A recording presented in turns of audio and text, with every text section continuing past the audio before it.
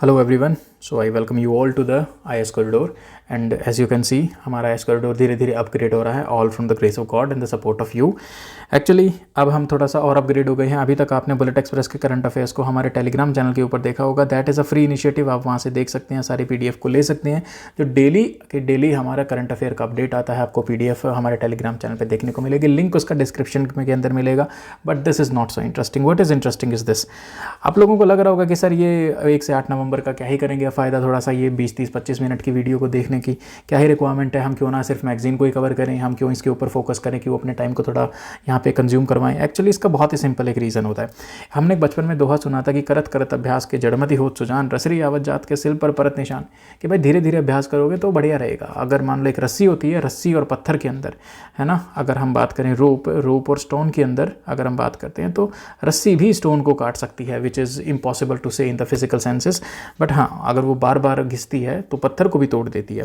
Same और similar thing आपके सामने होती है जब आप करंट अफेयर को पढ़ते हो। अगर अपने करंट अफेयर की हेडलाइन 1-2 बार बड़े इंटरेस्टिंग तरीके से कवर कर रखी है तो आपको मंथली मैगजीन कवर करने में बिल्कुल भी प्रॉब्लम नहीं होगी।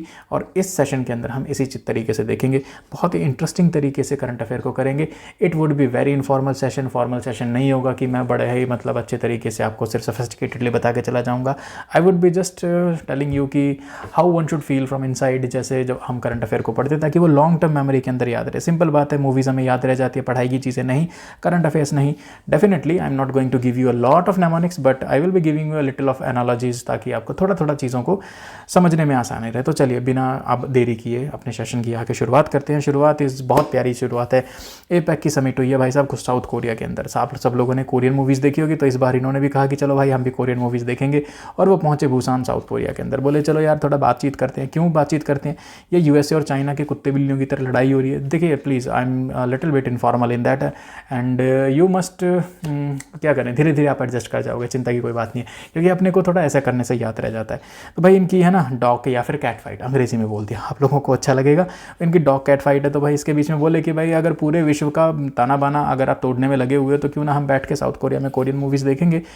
एनीवे, अब APEC के बारे में बात कर लेते हैं। APEC तो ऐसे आता है जैसे एपेक्स प्रेडिटर होता है ना। Anyway, Asia Pacific economic cooperation. अब देखिए नाम से ही देखिए, एशिया पैसिफिक, मतलब कि जो भी देश आपके एशिया और पैसिफिक वाले इस रीजन को कवर करते हैं वो सारे के सारे देश इसके अंदर काउंटेड है। एक्चुअली इसके 1989 के अंदर शुरुआत हुई थी। यार क्या VIP नंबर है, 989 है ना। और ये कहाँ पे, कैनबरा के अंदर 16 मेंबर्स थे, और ये धीरे धीरे अब मेंबर बढ़ते बढ़ते 21 हो गए हैं। लेकिन 21 साल के उसके बाद अब ये शादी करेंगे, कोई बात नहीं, मेंबर्स 21 हैं। एनीवे, यहाँ पर आपको देखने को मिलेगा ऑस्ट्रेलिया, ब्रुनेई, कनाडा, चिले, है ना, और ये सारे देश आपको यहाँ पे देखने को मिलेगा। और USA भी आपको यहाँ देखने को मिलेगा, वियतनाम भी देखने को मिलेगा, चाइना है जी, चाइना भी आई थिंक इसके अंदर एक जगह पे होगा। हाँ जी, चाइना भी इसके अंदर है। बस इतना ही काफ़ी है। क्या इंडिया यहाँ पे है? नहीं सर, इंडिया यहाँ पे नहीं है। So India is not a member. Actually इनका सेक्रेटेरिएट कहाँ पे है? सिंगापुर के अंदर। बहुत बढ़िया जगह है, सेक्रेटेरिएट बना रखा, घूमने फिरने का मस्त मजा। मोटो है इनका, creating the new dynamics fostering a shared future. बहुत बढ़िया। एक्चुअली जो ये ऑर्गेनाइजेशन है ये क्या है? वॉलंटरी। ज़्यादातर ऑर्गेनाइजेशन भाई साहब वॉलंटरी ही होती हैं और नॉन बाइंड्री ही होती है। कंसेंसस मतलब कि जब सारे लोग सहमति देंगे तभी किसी चीज़ के ऊपर काम हो पाएगा। तो सारे के सारे कंसेंसस करते हैं किस चीज़ के ऊपर? ओपन ट्रेड करेंगे, इन्वेस्टमेंट, रीजनल इंटीग्रेशन, वही बाकी घिसी पिटी पुरानी बातें जो आप लोग मेंस के पेपर में कभी कभी लिखी देते होंगे जब आपके पास कंटेंट की थोड़ी सी कमी पड़ जाती है। एनीवे, मेरे पास भी पड़ जाती है, डोंट वरी। इकोनॉमिक वेट कितना है? 40% ग्लोबल पॉपुलेशन यहाँ पे रहती है, 50% वर्ल्ड ट्रेड और 60% वर्ल्ड की GDP यहाँ पे रहती है ना। इस वाले रीजन के अंदर एशिया पैसिफिक वाले कितनी? 40% पॉपुलेशन, 50% ट्रेड, 60% GDP, 40, 50, 60, क्या बात है, बढ़िया है ना। तभी तो ये अमीर देश है भाई, 40% पॉपुलेशन, 60% GDP को देख रहे। इनइक्वालिटी तो हमें यहीं पे देखने में मिलती है। एनीवे, 2025 की बात करें, सप्लाई चेन रेजिलियंस, सब चाइना से दुखी थे। AI ड्रिवन, भाई AI जहाँ पे आए, क्लाइमेट कंपेटेबल, ये तो आपको पता ही है, सिंपल सी बात है। US का कंटेक्स्ट क्या है? ट्रंप रहा अब्सेंट। ट्रंप ने बोला कि भाई मैं बंक मारूंगा क्लास से, वो बंक मार के चला गया, APEC के अंदर नहीं आया। और ये ऐसा दिखाता है भाई कि भाई USA जो है वो मल्टीलेटरलिज्म से पीछे हट रहा है। I don't agree with that. ये तो भाई न्यूज़ लिखने वाले कुछ बोलते ही रहते हैं। चाइना ने इस मौके का एकदम बखूबी तरीके से फ़ायदा उठाया। चाइना ने बोला ट्रंप नहीं आया तो ये लो RCEP, ये लो BRI, belt and road initiative, उसने अपनी लीडरशिप झाड़ने से कहीं बाज नहीं आता। इंडिया इसका कोई मेंबर नहीं है क्योंकि मोरेटोरियम लगा दिया था 1993 के अंदर, बोल दिया था कि अब कोई नया मेंबर ऐड नहीं होगा। तो इंडिया बोला कि चलो ना करो ऐड, हमको क्या भाई, हम भाई ऑब्जर्वर एंगेजमेंट कर लेंगे एशियन की और एशिया पैसिफिक इकोनॉमिक फ्रेमवर्क के थ्रू में। तो अपन इंडिया इसके साथ खुश है। फिर इंडिया और यूएसए ने 10 साल का डिफेंस पार्टनरशिप फ्रेमवर्क साइन किया है, 10 साल 2025 से 35 तक ही होगा ऑब्वियसली। और इस फ्रेमवर्क को क्या बोलते हैं भाई साहब, मस्त सा नाम दिया इन्होंने, defence technology and trade initiative. तो DTTI को बस याद रख लेना, DTTI किसके साथ था, इंडिया और यूएस के साथ में। इनका ऑब्जेक्टिव क्या है, वही पुरानी बातें, आपस में भाई मेलजोल बढ़ाएंगे, मैरीटाइम में, एरोस्पेस में, स्पेस में, साइबर में, AI ड्रिवन सिस्टम में, सप्लाई चेन रेजिलियंस, वही जो अभी ये पैक के अंदर सारी बातें होती भाई। क्या हमारे यूएसए के साथ और कोई पैक्ट भी साइन हो रखे हैं? डेफिनेटली हो रखे हैं सर। लिमोआ 2016 के अंदर, कोमकासा 2018 में, बीका 2020 में, और सोसा ये 2024 के अंदर। ये हैं क्या क्या, थोड़ा सा देख लेते हैं। लिमोआ है logistic exchange memorandum of agreement. कुल मिला के लिमोआ का मतलब क्या है कि एक तरफ आपको यहाँ पे इंडिया देखने को मिलेगा, एक तरफ मान लो यूएसए देखने को मिलेगा, रास्ते में इंडिया की जहाज में चलते चलते कुछ खराबी आ गई, वो यूएसए के पोर्ट पे जाके ठीक करवा सकते हैं अपने, ठीक है। रेसिप्रोकल बेस एक्सेस, एक यूएसए के जहाज हमारे बेसिस को एक्सेस कर सकते हैं, हमारे देश के जहाज उनके बेसिस को एक्सेस कर सकते हैं, वहाँ से खाना पानी है ना, फ्यूल वगैरह ले सकते हैं, जिसका बाद में एडजस्टमेंट कर लेते हैं। Next is COMCASA, secure communication system, इसके ऊपर हुआ है। कम्युनिकेशन सिस्टम सिंपल सी बात है, कम्युनिकेशन को करेंगे। देन नेक्स्ट इज बेका। बेका क्या होता है भाई साहब, basic exchange and cooperation agreement. Basic exchange and cooperation नाम से ही बता रहा है भाई। Next is SOSA, security of supply agreement, supply security करेंगे और ऑफिसर्स का एक्सचेंज करेंगे एक दूसरे देशों के बीच में। वही पुरानी बातें हैं, पर इनको क्या याद करना जरूरी है, बस सिंपल सा एक तरीका है भाई, देख लेना, लिमोआ 16, कोमकासा 18, बेका 20, और चिंता मत करो, यह भी याद करने की जरूरत नहीं है, अगले एक साल के अंदर इतनी बार रिपीट हो जाएगा कि दिमाग में छप जाएगा। मिलिट्री हाइलाइट्स क्या है, हम दोनों देशों के बीच में युद्धाभ्यास होता है, और युद्धाभ्यास कहाँ पे हुआ है, अलास्का के अंदर हुआ है। USS फ्रैंक वो उन्होंने विजिट किया था चेन्नई के अंदर। इंडिया यूएसए से बहुत सारी चीज़ें खरीद भी रहा है, कौन सा, MH-60R helicopter, M777 हाविट्जर guns, then आपका है 6 और राइफल्स, M9Q UAV, इसको याद रख लेना भाई, ये थोड़ा सा मेंस के अंदर काम आ जाएगा कि हम यूएसए से UAV परचेज कर रहे हैं। देन चिनूक हो गया, अपाचे हेलीकॉप्टर्स हो गए, we are also purchasing that from the USA. Strategic outcomes क्या है, strategic outcomes are not so much important, आपको पता है भाई, मेक इन इंडिया के अंदर बूस्ट होगा, डिफेंस के एक्सपोर्ट बूस्ट होंगे, एंड ब्ला ब्ला ब्ला ब्ला। चलो अब आगे चलते हैं भाई। बात ऐसी हुई थी, अब देखो यहाँ पे बड़ा इंटरेस्टिंग सा तरीका आता है कि एक तरफ था वेस्ट बंगाल, पता है आप लोगों को वेस्ट बंगाल, दूसरी तरफ सेंट्रल गवर्नमेंट है। तो भाई सेंट्रल गवर्नमेंट ने वेस्ट बंगाल को MG नरेगा के ऊपर फंड देना बंद कर दिया। क्यों बंद कर दिया, भारत सरकार बोली कि यहाँ पे करप्शन है, तो वेस्ट बंगाल क्या बोली, वेस्ट बंगाल के पास कहाँ जाएगी है, सोचो मान लो आप वेस्ट बंगाल के हेड होते तो आप कहाँ पे जाते, तो you will definitely go going to the Supreme Court. तो सुप्रीम कोर्ट के अंदर गए, तो भाई वही सुप्रीम कोर्ट में केस चल रहा था, केस चला तो सुप्रीम कोर्ट ने बोल दिया कि भाई सेंट्रल गवर्नमेंट को कि आपने गलत काम किया, ये उनकी बात को मना कर दिया और बोला इमीडिएट इस स्कीम के रिजम्पशन किया जाए वेस्ट बंगाल के अंदर। बढ़िया बात है। MG नरेगा है क्या, MG नरेगा भाई साहब एक स्कीम है, सब लोगों को पता होगी, सेल्फ एक्सप्लेनेटरी है, काम करोगे। वो इसको ना कई लोग डायलॉग के अंदर बोलते हैं खड्डा खोदो खड्डा भरो, तो ऐसे वाली स्कीम बोलते हैं, है ना, कि मतलब सिंपल है, you guys are so smart in that, so I don't go into that details. Actually MG NREGA act statutory मतलब एक एक्ट के तहत ये शुरुआत हुई थी और इसकी इंप्लीमेंटेशन हुई थी सिंस 2006। इंपॉर्टेंट है ये, आपको लगेगा 2005 में एक्ट आया तो भाई 2005 से ही शुरुआत हुई, बट नोप, एक्चुअली इसकी शुरुआत 2 फरवरी 2006 से शुरुआत हुई थी। तो 2 फरवरी को याद ना रखो, कोई दिक्कत वाली बात नहीं है, एक्चुअली फेब्रवरी नाम होता है, पर फिर भी 2006। ये गारंटी देता है भाई 100 दिन का unskilled manual work to the adult rural household. कहाँ पे है भाई साहब, रूरल अडल्ट, बच्चों से काम करवाएंगे, भारत सरकार को फिर भगवान माफ़ नहीं करेगा, तो रूरल है। ये बात से क्या प्रूव होता है, ये बात से ये प्रूव होता है कि अर्बन एरियाज़ के अंदर MG नरेगा स्कीम नहीं चलती, अर्थात मुंबई के अंदर ये स्कीम है नहीं है, दिल्ली में है नहीं है, चंडीगढ़ में है नहीं है। इसका मतलब क्या ये ऑल इंडिया में एप्लीकेबल है, नहीं सर, सो सिंपल, यही बात है आपको प्रीलिम्स में ध्यान करनी है। कवरेज है 708 डिस्ट्रिक्ट्स के अंदर 2021 के अंदर, की मतलब क्या है भाई, सिंपल है, एक तो ये सोशल सिक्योरिटी नेट है, ऊपर से काउंटर साइक्लिकल एम्प्लॉयमेंट टूल भी है।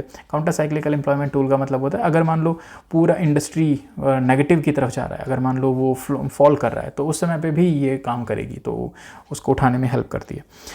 इस वर्डिक्ट का इम्प्लीमेंटेशन क्या होगा, इसका इम्प्लीमेंटेशन होगा भाई साहब article 41 DPSP right to work के तहत में लोगों को काम करने की पूरी छूट मिलेगी, आज़ादी मिलेगी। इसके अलावा आपको देखने को मिलेगा भाई कि MG नरेगा, जब कोविड का टाइम था उस समय पे MG नरेगा के अंदर लोगों ने ज़्यादा एनरोल किया था। क्या ये याद करना जरूरी है, not so important, but just take it little bit interesting. Actually government बहुत सारी स्पॉन्सर्ड स्कीम्स चलाती है, सेंट्रली स्पॉन्सर्ड स्कीम। स्पॉन्सर का क्या मतलब होता है, सिंपल, आपने देखा ना भारत की क्रिकेट की जर्सी के ऊपर कुछ कुछ लिखा होता है, तो वो क्या होते हैं, वो सारे स्पॉन्सर्स होते हैं, अर्थात पैसे दे रहे होते हैं। तो क्या वो फुल्ली फंडेड करते हैं, नहीं भाई, फिर BCCI क्या करेगी, तो थोड़ा सा BCCI पैसा देती है, थोड़ा सा वो देते हैं। सेम इसी तरह स्पॉन्सर का मतलब होता है, अर्थात यहाँ पे सेंट्रल गवर्नमेंट और स्टेट गवर्नमेंट दोनों मिल के शेयर करते हैं कॉस्ट को। एक्चुअली ये स्पॉन्सर्ड जो है ना, यहाँ पे तो 60-40 लिखा हुआ है, ये कई सारी रेशो के अंदर आपको देखने को मिल जाएगी, 60-40 के अंदर भी देखने को मिलेगी, और 90-10 के अंदर रेशो में देखना, 90-10 होता है आपका ज़्यादातर हिमालयन स्टेट्स हो गए या फिर नॉर्थ ईस्टर्न वाले स्टेट्स हो गए, 100% होता है ये यूटी के अंदर, ठीक है। तो कई बार ये सेंट्रली स्पॉन्सर्ड स्कीम्स को अपन ऐसे भी देख सकते हैं। खैर, इसके लिए बोला कि भाई भारत सरकार सेंट्रल स्पॉन्सर स्कीम में कहीं कुछ घोटाला वोटाला ना कर रहे हो, तो कैग का एक पैनल बनाया कि जाओ जाके चेक करो। ये चेक करेगा 5 लाख करोड़ की CSS आउटले वाली स्कीम्स को, और फिर उसके अंदर इसमें कैग के पैनल में कौन कौन मेंबर्स होंगे, फाइनेंस मिनिस्ट्री से होंगे, RBI से होंगे, कैग और स्टेट गवर्नमेंट के बंदे भी जरूर होंगे। क्यों होंगे भाई स्टेट गवर्नमेंट के? मान लो ये सारे के सारे वहाँ पे गए चेक करने के लिए, है ना। स्टेट गवर्नमेंट भी अपना कुछ खर्चा करता है, और उन्होंने बोला कि हाँ भाई दिखाओ अपने अकाउंट दिखाओ, और इन्होंने बोला हम नहीं दिखाते। क्यों?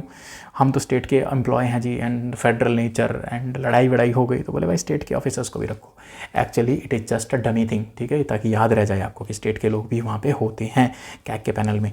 देन मैंडेट क्या होगा, पहले से देखेंगे भाई जितना बजट है उतना रिक्वायर्ड तो नहीं है, मतलब कि एक साइकिल खरीदने के लिए पता चला 5 करोड़ रुपए लगा दिए, फंड का फ्लो ठीक तरीके से हो रहा है कि नहीं हो रहा है, और पैसा अच्छे से खर्च कर रहे हैं कि नहीं कर रहे हैं, और उसके बाद जो उनमें कमी है उसको ठीक करके रिफॉर्म्स भी बताएंगे। सेंट्रल स्पॉन्सर्ड स्कीम हमारे बजट 2025-26 के अंदर 5.41 लाख करोड़ की है, जो कि टोटल बजट का लगभग 18% है। अब ये CSS के बारे में ऑलरेडी बता चुका हूँ, that is focused on the state list या फिर कंकरेंट लिस्ट के ऊपर, जैसे हेल्थ हो गया, एजुकेशन, रूरल इंफ्रास्ट्रक्चर, इनके ऊपर सेंट्रली स्पॉन्सर्ड स्कीम्स ज़्यादा काम करती हैं। मेजर कुछ हैं MG नरेगा, जल जीवन मिशन, PM किसान, प्रधानमंत्री आवास योजना, स्वच्छ भारत मिशन, राष्ट्रीय कृषि विकास योजना, PM Poshan scheme. All these schemes are the example of the central sponsored scheme. ध्यान रखना, ट्रिक क्या है, ट्रिक यही है, अगर मान लो कोई कंकरेंट लिस्ट में है तो उसके ऊपर सेंट्रल स्पॉन्सर्ड स्कीम बनने के सबसे ज़्यादा चांसेस हैं। स्टेट है तो ज़्यादा चांसेस हैं, लेकिन अगर जो सिर्फ प्योर सेंटर का अगर कोई सब्जेक्ट है तो उसके ऊपर स्पॉन्सर्ड क्यों आएगा? क्योंकि उसके अंदर स्टेट तो पैसा दे ही नहीं सकता ना, क्योंकि that subject is already given to the centre. तो सिर्फ वो सेंट्रल सेक्टर स्कीम बनने के ज़्यादा चांसेस होते हैं उसके। तो तुक्का मारो तो थोड़ा सोच विचार करके मारो। चलो भाई, फिर इंडिया और जापान दोनों ने जीता है OECD 2024 का मैप एंड APA अवार्ड, ठीक है। क्या मैप वैप जीत लिया गया इन्होंने कोई? नहीं भाई, मैप का और APA और ट्रांसफर प्राइसिंग, ये 3 आपको चीज़ें देखने को मिलेंगी। ये ट्रांसफर प्राइसिंग क्या होता है, मैं आपको एक सिंपल एनालॉजी के हिसाब से बताता हूँ, आपको एकदम बड़े प्यारे तरीके से समझ में आ जाएगा। मान लीजिए आप यहाँ पे USA है, ठीक है, USA को नहीं, अपन इंडिया और जापान है तो इंडिया और जापान को ही लगाते हैं। तो एक तरफ अपना इंडिया है और दूसरी तरफ अपना जापान है। अब क्या हुआ, इंडिया के अंदर एक कोई कंपनी है, ठीक है, और जापान की भी कोई कंपनी है। ये जो कंपनी है जापानीज़ कंपनी, ये इंडिया के अंदर अपनी सब्सिडरी ओपन करती है जापानीज़ कंपनी 2 के नाम से, और ये जापानीज़ कंपनी 2 इंडिया में अपना काम कर रही होती है। लेकिन इंडिया के अंदर मान लो टैक्स रेट है ज़्यादा, तो ये कंपनी क्या बोलेगी, इंडिया की J2 कंपनी बोलेगी यार जापान के अंदर जो टैक्स रेट है वो बहुत ही कम है, तो क्यों ना मैं इस अपने पैसे को वहाँ पे भेज देती हूँ, मैं अपने पैसे को ट्रांसफ़र कर देती हूँ। कैसे? अब ये बोलेंगे सर हम ना इंडिया के अंदर फ़ोन बेच रहे हैं और फ़ोन के लिए हमें फ़ोन का कवर साथ में देते हैं, क्योंकि कोई कंपनी नहीं देती, तो हम J1 से कवर मंगवा रहे हैं, और वो एक कवर 5,000 रुपये का है, लेकिन इंडिया में तो कवर भाई 100 रुपये का आता है।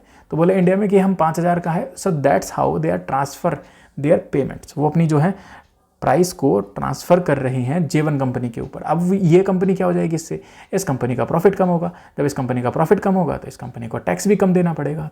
दे आर प्लेइंग स्मार्ट, है ना। तो इसे बोलते हैं अपन ट्रांसफ़र प्राइसिंग। जब एक part of the multi dimensional company sell the goods and services to another part, इसकी अपना गुड्स एंड सर्विसेज कौन सा था, अपनी दूसरी कंपनी के सब्सिडरी पार्ट को भेजा, तो ये इस तरह से हो गया। बदले में फिर इसे पेमेंट करनी पड़ेगी, है ना, ये पेमेंट कर देंगे। So this is your transfer pricing. So smart you guys are. Then advance pricing agreement. अब भारत सरकार भी चालाक है। भारत सरकार बोली भाई हमने भी UPSC के अंदर खूब सारे पेपर लेते हैं, GS 1 2 3 4 2 ऑप्शनल, और फिर उसके बाद हिंदी इंग्लिश और प्रीलिम्स और CSET, भाई हम दुखी कर देते हैं, इंटरव्यू तो भूल ही जाओ, है ना, वो तो मतलब बहुत ही आगे है। तो बोले कि यार हमने भी कोई कच्ची गोलियाँ नहीं खेली। तो भारत सरकार बोलती है भाई ये 5,000 रुपये में तुमने जो कवर लिया है इंडिया में कितने का था? तो बोले जी इंडिया में तो ये 100 रुपये का मिल जाता है, इंडिया में तो ये 50 रुपये का भी मिल जाता है। तो बोले भाई साहब ये आप चालाकी ना करो हमारे साथ, ठीक है।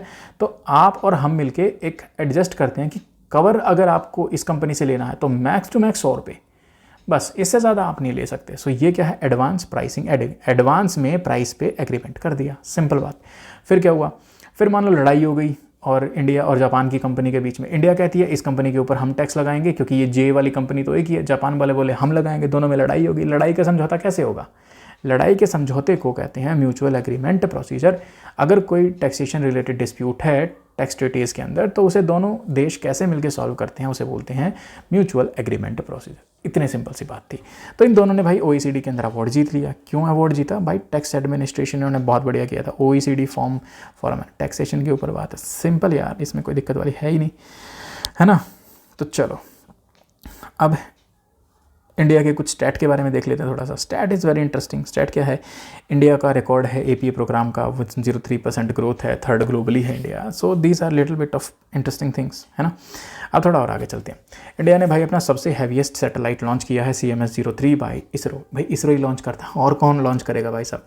वो बोलते हैं ना हैवी ड्राइवर, तो आपका जो इसरो है वो हैवी ड्राइवर है।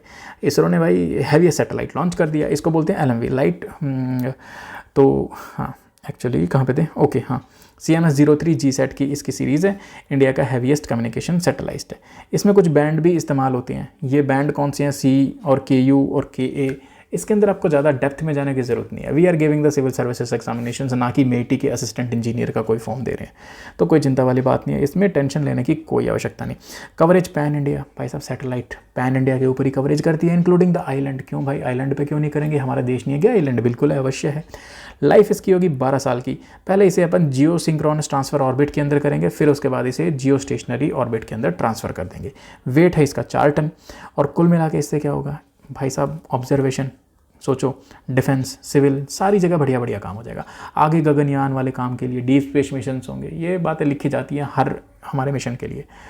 Next is tri service exercise त्रिशूल। त्रिशूल आपने देखा ना, ऐसे ही होता है ना भाई साहब त्रिशूल। मैं इतना अच्छा नहीं बन रहा, लेकिन यहाँ पे अपन डमरू भी बना देते हैं ना, ऐसे करके कुछ क्या है, ऐसे करके डमरू भी बना दिया भाई, है ना, भगवान शंकर का त्रिशूल। तो 1 2 3 Indian army, navy, air force. Simple सी बात है, आर्मी, नेवी, एयरफोर्स तीनों के तीनों एक साथ आए हैं राजस्थान और सरक्रिक के अंदर। ये अपनी एक ट्राई सर्विसेज एक्सरसाइज कर रहे हैं, जॉइंट ऑपरेशंस करेंगे। सिंपल बात है, आर्मी वाले अपने टैंक लेके आएंगे, आर्टिलरी लेके आएंगे, फाइटर जेट लेके आएंगे, हेलीकॉप्टर, ड्रोन, सब एक साथ में आ जाएगा, ठीक है। इसके अलावा, और ये वेस्टर्न फ्रंट के ऊपर है, क्योंकि ये पाकिस्तान है ना, सरक्रिक के अंदर कुछ उछल पुथल कर रहा था थोड़े दिन पहले।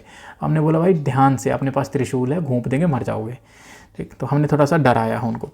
एनीवे, नेक्स्ट इज़ बड़ी बढ़िया सी इंटरेस्टिंग सी बात है।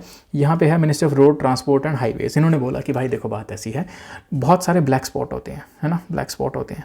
ये ब्लैक स्पॉट माने कि मान लो गाड़ी ऐसे टर्न कर रही है ना, यहाँ पे, और आपको यहाँ वाले का नहीं पता, और तुरंत से शार्प टर्न है, तो that is a black spot हो गया, है ना। तो ये ब्लैक स्पॉट हो गया। तो वो तो बहुत सारे ब्लैक स्पॉट है। अब उनको आइडेंटिफाई करेंगे, मैप बनाएंगे। चलो भाई मैप बना लिया, हिंदुस्तान का मैप, इसमें सारे ब्लैक स्पॉट्स को आइडेंटिफाई कर दिया। कहाँ से ढूंढेंगे इन ब्लैक स्पॉट्स को? घर घर जाएंगे क्या, या लोगों से बोलेंगे? नहीं सर, इनके पास ऑलरेडी एक डाटाबेस है। डाटाबेस का नाम है IRAD। IRAD का मतलब है इंटीग्रेटेड रोड एक्सीडेंट डेटाबेस। जहाँ जहाँ पे रोड एक्सीडेंट होते हैं, वहाँ से पिन हुई लोकेशन को ये देखते हैं, ऑब्जर्व करते हैं और डाटाबेस तैयार करते हैं। इस डाटाबेस को इलेक्ट्रॉनिक डिटेल्ड एक्सीडेंट रिपोर्ट, इस डाटाबेस के साथ, मतलब इनके साथ मर्ज कर देंगे। और मर्ज करने से क्या होगा? डाटा भैया IDAR लिंक टू IRAD क्यों होगा, क्या होगा? देखिए, अगर मान लो ये एरिया है और यहाँ पे एक्सीडेंट हुआ और यहाँ पे एक बेचारे किसी को नुकसान हो गया, भगवान ना करे किसी को भी हो, तो क्या होगा?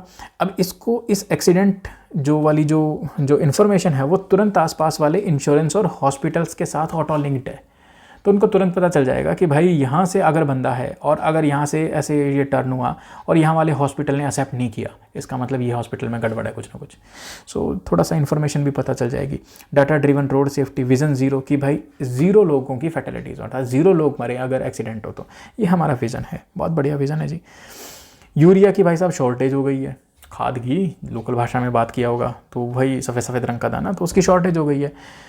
क्यों हो गई है भाई साहब? 2024-25 के अंदर लगभग 40 मैट्रिक टन का हमने खपत की थी, इतने की हमारी डिमांड थी। इसकी वजह से हमें इंपोर्ट करना पड़ा था। एक्चुअली हम यूरिया का 90% तो खुद ही अपना सेल्फ सफिशिएंट है, लेकिन हमें 10% इंपोर्ट करना पड़ा था। डेटा इंपॉर्टेंट है, बिकॉज जो UPSC है इस बार वो मज़े ले जाएगी। कैसे?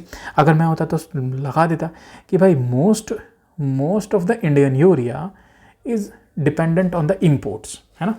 अब फिर लोग है ना ये बोलेंगे कि सर ट्रिक्स का इस्तेमाल करेंगे, मोस्ट ऑफ ज़्यादातर ठीक ही होगा, इंपोर्ट से नहीं होता भाई साहब, सेल्फ सफिशिएंट अपन, ठीक।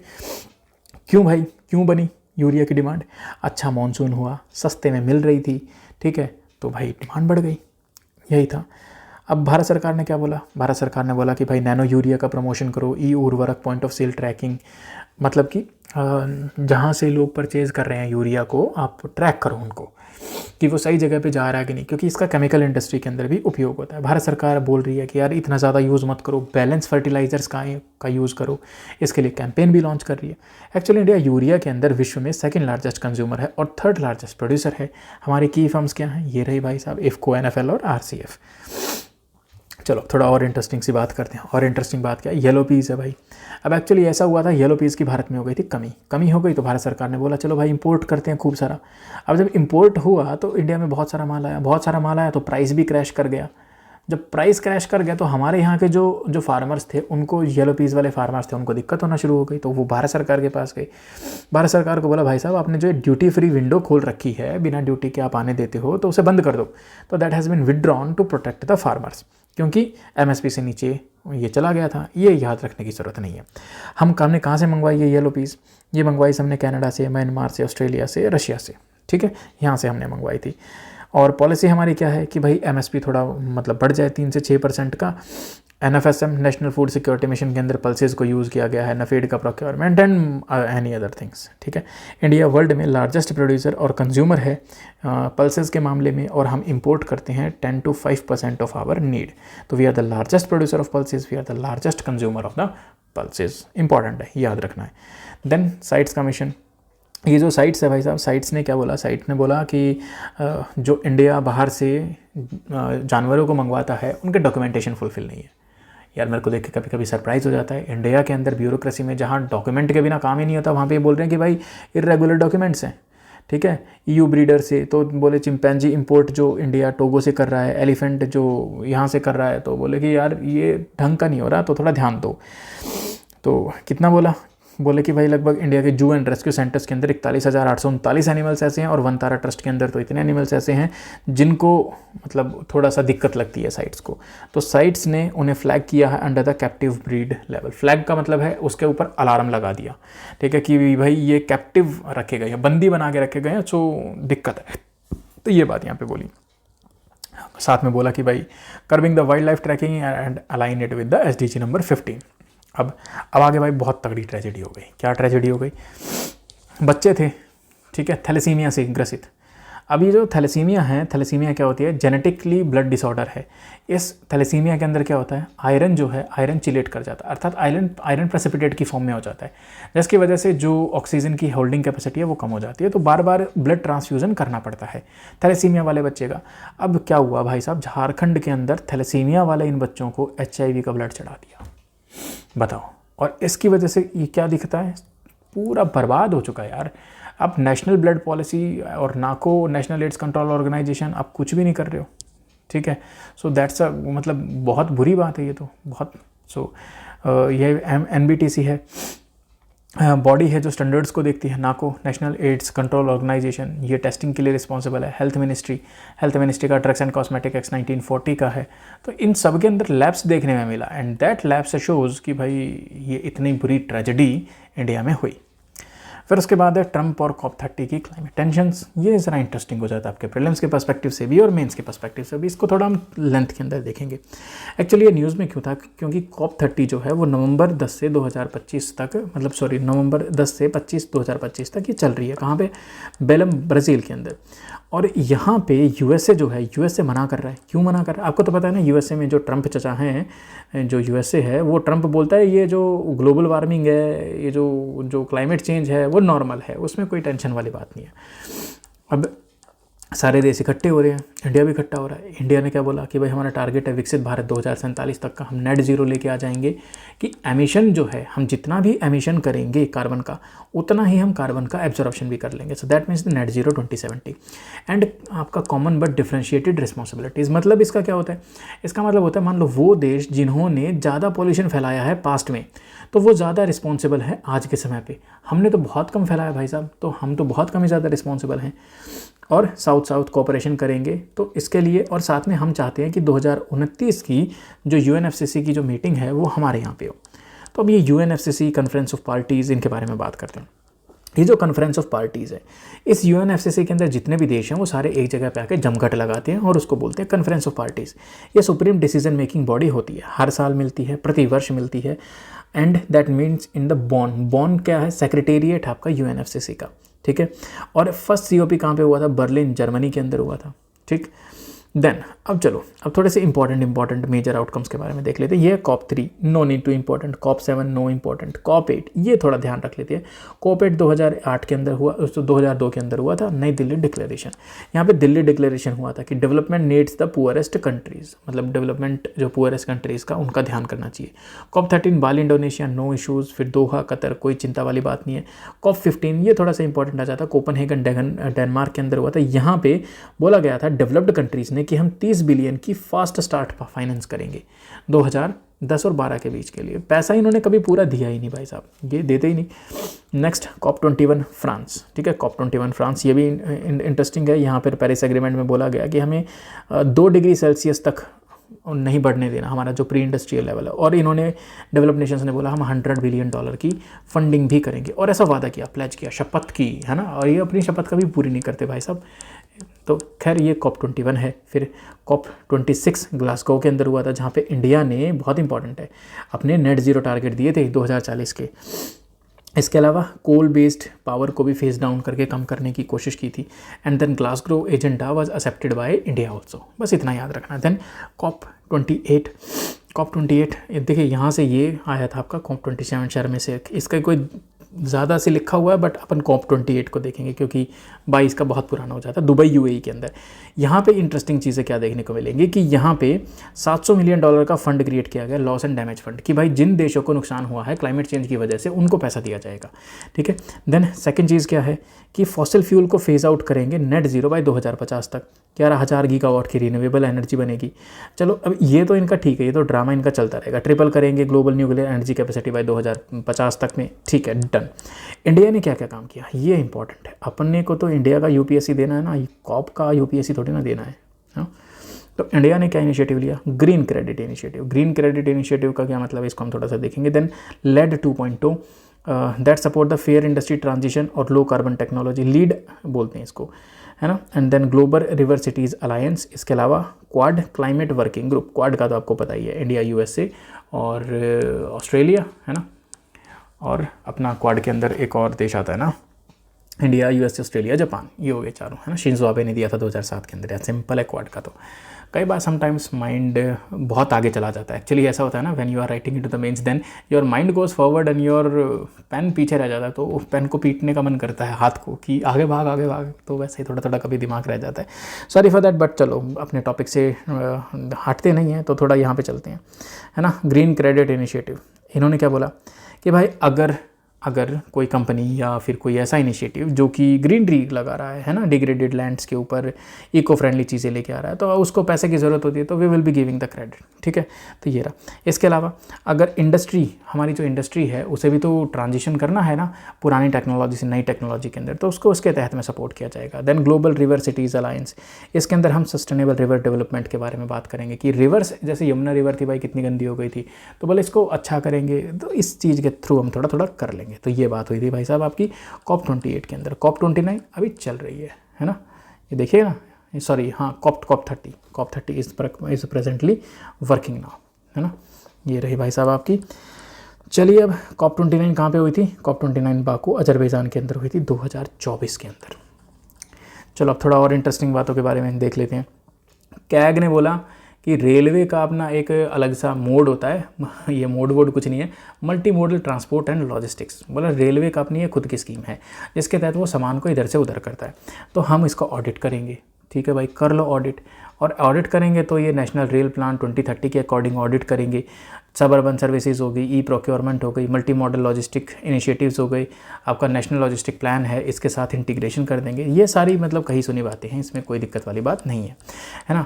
पर कुल मिला के क्या है, multi modal logistic transport. Multi modal का क्या मतलब है कि रेलवे की ऐसे, मतलब जैसे यहाँ पे अगर रेलवे स्टेशन बना दिया, यहाँ पे गुड्स उतर रहे हैं, तो कनेक्टिविटी रोड की यहीं से होनी चाहिए, है ना, शिप के भी यहीं से होने चाहिए। तो मल्टी मॉडल होना चाहिए, सिर्फ एक नहीं कि रेल के थ्रू, मल्टी मॉडल अगर कनेक्टिविटी रहेगी तो और ज़्यादा बेटर रहेगा। इससे हमारा सामान एक जगह से दूसरी जगह भेजने की कॉस्ट कम हो जाएगी, ठीक है। लगभग 30% ऑफ द जीडीपी जो हमारी लॉजिस्टिक कॉस्ट है वो कम हो सकती है। और प्रधानमंत्री गतिशक्ति के साथ भी इंटीग्रेशन हो सकता है, उस प्लान के साथ भी इंटीग्रेट हो सकते हैं। अब ये छोटी छोटी न्यूज़ हैं, बस इतना ही है, इसके अलावा ख़त्म, बस डी एंड फाइनल छुट्टी, enjoy the rest of your day, है ना। पर न्यूज़ छोटी छोटी क्या है भाई, मणिपुर से ये है आपका चखाओ जो राइस है, चखाओ, आपको भी चखाएंगे। तो वो जो राइस है वो एक्सपोर्ट किया है जापान को, एक ये GI टैग वाला राइस है, ठीक। और बस इतना ही है। कहाँ पे? भारत इंटरनेशनल राइस कॉन्फ्रेंस नई दिल्ली के अंदर ये डील साइन हुई थी कि 20 MT का भेजेंगे। ओके, एंड देन ओडिशा के अंदर पहली कंपाउंड चिप यूनिट बनी है इंडिया की, इसे याद रखना है। ये फर्स्ट वाला है, कभी UP PCS हो गए या स्टेट PCS वाले हो गए वो पूछ लेते हैं, सो दे आर जस्ट मतलब enjoying the things, that's it. और यहाँ पे कंपनियाँ हैं, ये भाई आपकी कंपनी रही, और 5 करोड़ नमो सेमी लैब की भी एस्टैब्लिश की जाएगी। चलो ये सिंपल है, सिर्फ ऊपर से इसको याद रखना है, not from the depth. Then Delhi zoo के अंदर एक रोडेंट वायरस मिला है, EMCV, उसका नाम बहुत बढ़िया सा है। ये रोडेंट वायरस है भाई, वायरस, सिंपल सी बात है। दिल्ली के जानवरों में भी वायरस मिल गया, कोई बात नहीं, इंसानों में तो कोरोना का था ही है। अब ये जो वायरस है ये पहली बार इंडिया के अंदर मिला है, रीज़न ये है। और इसकी वजह से मायोकार्डाइटिस होता है, एंसेफेलाइटिस होता है। एंसेफेलाइटिस माने कि दिमाग के अंदर ये प्रॉब्लम क्रिएट कर देते हैं, उसको स्वेल कर देते हैं, मार देते हैं इंसान को, सॉरी उसको भी, जानवर को भी। It is a rat born RNA virus, तो ये RNA वायरस है, इतना ध्यान रखना है। देन UAE ने बोला कि भाई हम एक इंडिया हाउस एस्टैब्लिश करेंगे, कहाँ पे? अबू धाबी कल्चरल फोरम के अंदर ऐसा बोला, जो 2025 में चल रही है।